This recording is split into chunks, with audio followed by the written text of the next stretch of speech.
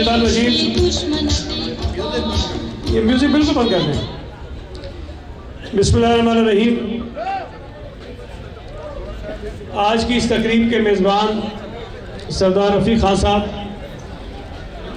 वकार मेहदी साहब, आसिफ खान साहब, मेरे साथ कौमी असम्बली के पाकिस्तान पीपल्स पार्टी के नामज़द उम्मीदवार असद आलम न्याजी साहब, सरदार नज़ाकत साहब, सरदार जुल्फ़िकार साहब, साबिक़ MP M3 नवीद साहब, हमारे बुज़ुर्ग नजीबुल्लाह मरवत साहब, कामरान अब्बासी साहब, शिराज तनूली साहब, कारी इस्माइल साहब, नुमान साहब, आतिफ साहब, और यहाँ स्टेज पे मेरे बैठे तमाम दोस्तों, बुज़ुर्गों, पिंडाल में मौजूद मेरे भाइयों, बुज़ुर्गों, नौजवानों, बहनों, अस्सलाम वालेकुम। आज का ये इज्तिमा, जिस तरह रफ़ीक साहब ने भी कहा, मुझे बताया ये गया था कि 100-150 दोस्तों को मदऊ किया गया है और उनसे आपने मुलाकात करनी है, गुफ्तगू करनी है। लेकिन जब मैं यहाँ आया तो मैं हैरान हो गया कि 100-150 का इज्तिमा है कि कोई 800-900 हज़ार लोगों का इज्तिमा है, इसलिए कि जितनी कुर्सियाँ थी वो भी बहुत ज़्यादा थी। लेकिन अभी भी मैं देख रहा हूँ कि कुर्सियों के अलावा भी नौजवान दोस्त काफ़ी यहाँ खड़े हैं। मैं आपका शुक्रिया अदा करता हूँ आपकी इस मोहब्बत पे। मैं जल्दी कोशिश करूँगा मैं आप बात ख़त्म करूँ, इसलिए कि अब वो काफ़ी देर हो गई यहाँ बैठे हुए यहाँ। देखिए, इस हल्के में तमाम दोस्त जानते हैं कि पाकिस्तान पीपल्स पार्टी ये नशिस्त पिछले 30 सालों में कभी नहीं जीती। 88 के बाद से इलेक्शन जो हुए, हर इलेक्शन में पीपल्स पार्टी के उम्मीदवार थे, लेकिन हम हार जाते थे।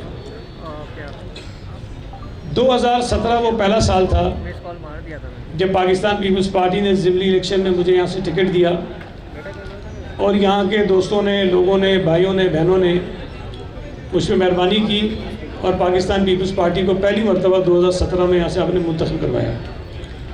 उस वक्त मैं 11 महीने के लिए MP बना था और फिर 2028 के जब आम इंतखाबात हुए तो इस हल्के के लोगों ने मुझे ज़िमनी इलेक्शन के मुकाबले में ज़्यादा वोट देकर कामयाब करवाया।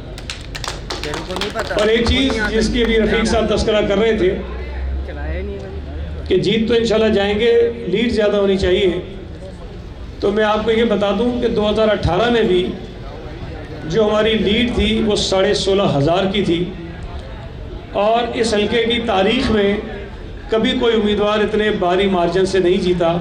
यहाँ हार और जीत हमेशा 1000-2000 वोटों पे होती रही, लेकिन पिछले 18 के इलेक्शन में इरफान मरवत ने लिए थे 11,200 वोट और मेरे वोट थे कोई 27,650 के करीब कोई मेरे वोट थे। तो बहुत फ़र्क था और वो करीब भी हमारे नहीं थे। इन गुज़िश्ता 5 बरसों में इस इलाके में बहुत सारे मसाइल थे। और एक और दिलचस्प बात आपको बताऊं, फिर इस मसले की तरफ आता हूँ। ये बड़ी इत्तेफाक की बात है, शायद ही पाकिस्तान में कोई ऐसा हल्का हो। इस हल्के से जो MP जीता है वो वज़ीर बना है। 1988 से लेकर अब तक जितने जीते हैं सब वज़ीर बने, बशमूल मेरे। तो इस हल्के की एक मुनफरिद हैसियत है कि ये वज़ीरों का हल्का है। लेकिन जब 2018 में मैं आया या 17 में मैं आया तो इस इलाके की जो हालत थी वो वज़ीरों का हल्का ये कहीं से भी नहीं लगता था। बहुत बुरे हालात थे। उस वक्त की मीडिया के दोस्तों ने कवरेज की, बहुत सवालात उठाते थे हम पे, ये सड़क टूटी हुई है, ये गली टूटी हुई है, ये सीरीज का मसला, ये पानी का मसला, हर जगह मसाइल ही मसाइल थे। और मैं उन दोस्तों को एक बात कहता था कि आपने 17 में और 18 में कवरेज की है, आप जब मेरे 5 साल का अरसा पूरा होगा उसके बाद इस इलाके में आइएगा। मैं नहीं कहता कि सारी सड़कें बन गई हैं, सारी सीरीज के मसले लोग हैं, हर प्रॉब्लम हमने हल कर दी है, लेकिन ये मैं दावा ज़रूर कर सकता हूँ कि 80 से 85% मसला हमने इस हल्के का हल किया है। और सबसे बड़ा काम जो लोगों का डिमांड थी उस वक्त वो पानी का मसला था। जिस इलाके में बैठे हैं इसके पीछे ये अख्तर कॉलोनी और कश्मीर कॉलोनी है। इस हल्के में सबसे बड़ा पानी का मसला इस इलाके का था, बाकी जगहों पे भी था, लेकिन ये इलाका बहुत मुतासिर था। हमने कोशिश की और पानी के लिए, पानी को यहाँ लाने के लिए 3 पानी की स्कीमें हमने मंजूर करवाई थी अपने दौरे हुकूमत में। एक स्कीम मुकम्मल हो गई, महमूदाबाद पंपिंग स्टेशन पर पानी आ रहा है और वो पानी आज़म बस्ती के लोगों को, महमूदाबाद के लोगों को और अख्तर कॉलोनी के लोगों को मिल रहा है, बावजूद इसके कि उस पंपिंग स्टेशन पर 12 घंटे की लोड शेडिंग है, लेकिन उसके बावजूद उस इलाके में पानी लोगों को मिल रहा है। और ऐसे ऐसे घरों में भी पानी गया जहाँ 25-25 साल से पानी नहीं गया था, जहाँ लोग नाउमीद हो गए थे कि हमारी गलियों में पानी भी आ सकता है, उन घरों में पानी जा रहा है। आजम बस्ती में ये नाला पार उसको कहते हैं इलाके को, आजम टाउन को, उस तरफ चले जाएं, वहाँ किसी गली में पानी नहीं आता था। 10-15 साल के बाद उन गलियों में लोगों को पानी मिलना शुरू हुआ है। ये अल्लाह का शुक्र है कि हुआ। एक और लाइन जो मंजूर कॉलोनी के पंपिंग स्टेशन पर आ चुकी है, तकरीबन 95% काम हो गया है। जमात इस्लामी ने सिंध हाई कोर्ट से उस लाइन पे स्टे ऑर्डर लेके उस काम को रुकवा दिया। अगर वो स्टे ऑर्डर ना होता तो कश्मीर कॉलोनी में, मंजूर कॉलोनी में, डिफेंस व्यू में, जुनेजो टाउन में जहाँ पानी की क्राइसिस है वो भी हम हल कर लेते हैं। और इंशाल्लाह ताला ये स्टे ज़्यादा चलना नहीं है, जैसे ही स्टे ख़त्म होगा 2 से 3 हफ्तों में वो काम मुकम्मल हो जाएगा।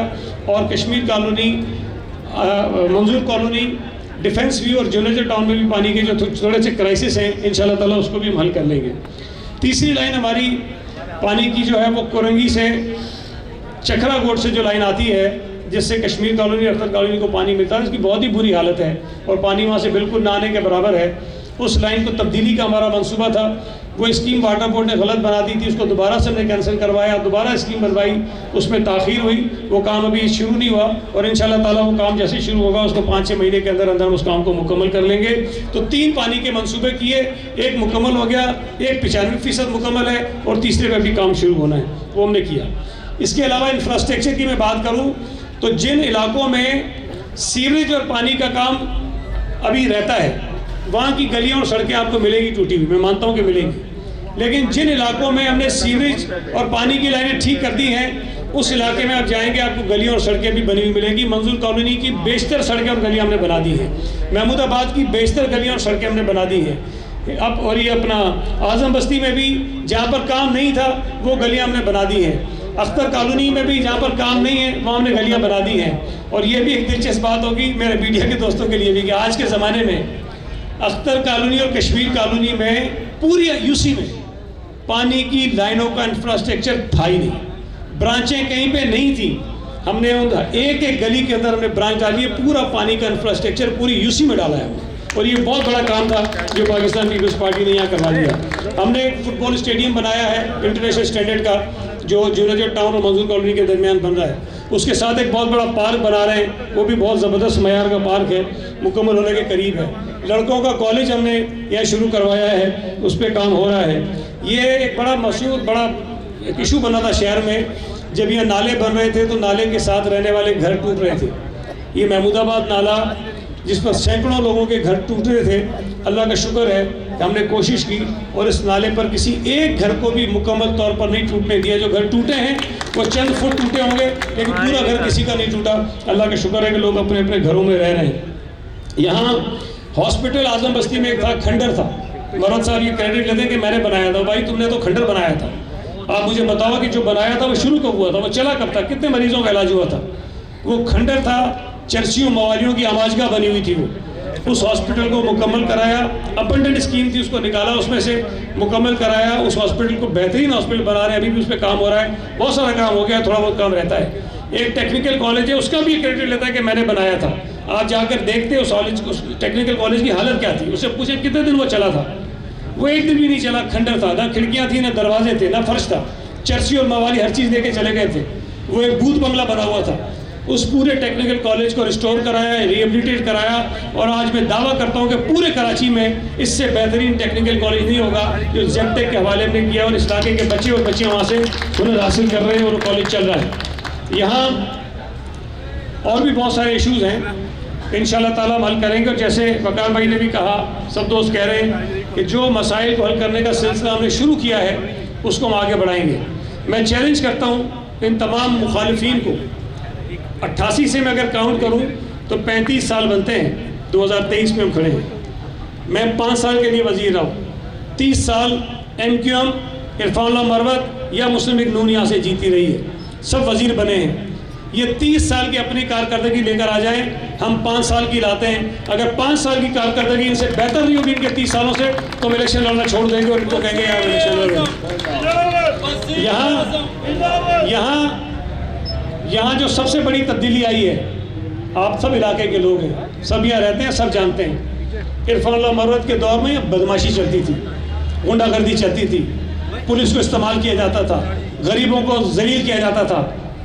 जब से पीपल्स पार्टी यहाँ से जीती है, कोई एक शख्स ये शिकायत नहीं कर सकता कि हमने गुंडागर्दी की होगी। अगर हमारे किसी शख्स ने भी गलत काम किया है तो हम उसको भी तंबीह करते हैं, उसको भी समझाते हैं कि ये तुम्हें काम नहीं करना है। हमने किसी गलत आदमी की सरपरस्ती नहीं की, किसी बदमाश चोर लुच्चे लफंगे की सरपरस्ती नहीं की। आज भी इस इलाके में जो कंपेन इरफानुल्लाह मरवत चला रहा है, 75 साल उसकी उम्र है, उसकी बातें सुनो, उसकी तकरीरें सुनो, आपको लगेगा नहीं कि कोई सेटल आदमी बात कर रहा है। डिस्टर्ब आदमी है, खिसका हुआ आदमी है, धमकियां देता है, गालियां देता है जलसों में खड़े होकर। कोई नॉर्मल आदमी ये कर सकता है? मुझे एक बात बताएं, मैं कैंडिडेट हूँ, असदुल्लाह न्याजी साहब भी कैंडिडेट है, असद आलम न्याजी साहब भी कैंडिडेट है।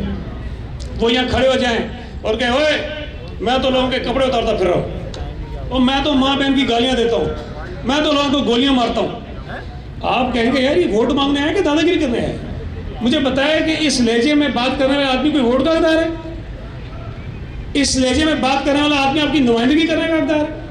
इस लहजे में लोगों को डराने वाला, धमकियां देने